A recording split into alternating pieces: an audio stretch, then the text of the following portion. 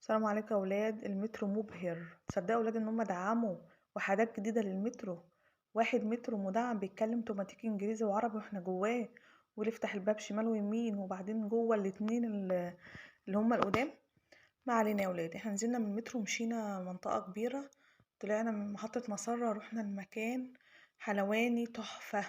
تحفه يا ولاد. تصيبس ده حلواني مشهور جدا زي البوار كده فوق كايروسكان. ده مركز الأشعة وجنب كوتونيل. ده قطن، المركز القطن اهو، مش لو مش عارفة مش باين ولا لأ، مشينا ورحنا له وصلنا له.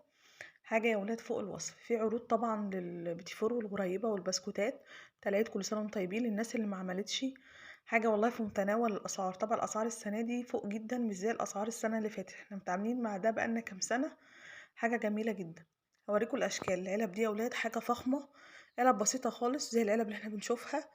هوريكم الاشكال. فيها كعك مش محشي وزبدته او سمنته او مش طيب قوي يعني.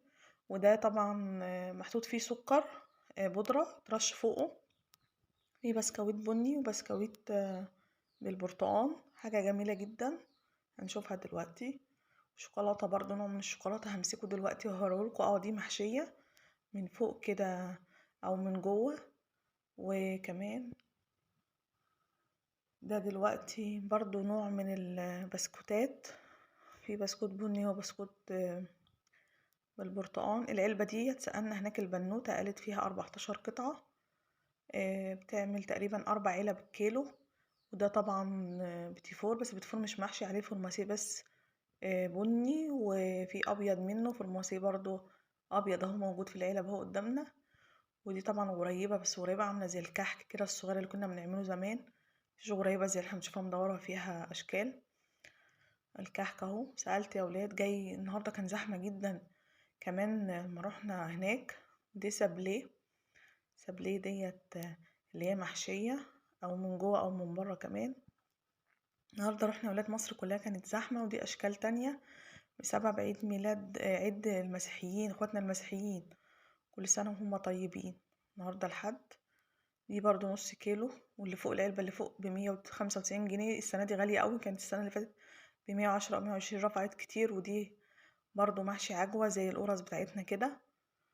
حاجة كويسة. وفي أشكال تانية برضو معرفش أساميها، بس هي كلها يعني داخلة تحت منطلق السبلي ده. أو زي ما بتقولوا احكولي يا ولاد، قولولي في الكومنتات.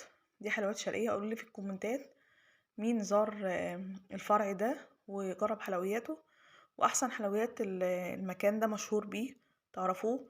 الناس اللي قاعدة في القاهرة تعرف أكتر مننا، احنا بنروح له كل سنة او بنجيب منه حاجتنا كل سنة. بعد ما خلصنا طبعا رحنا فطرنا. كل سنة وانتم طيبين. كان المغرب أذن.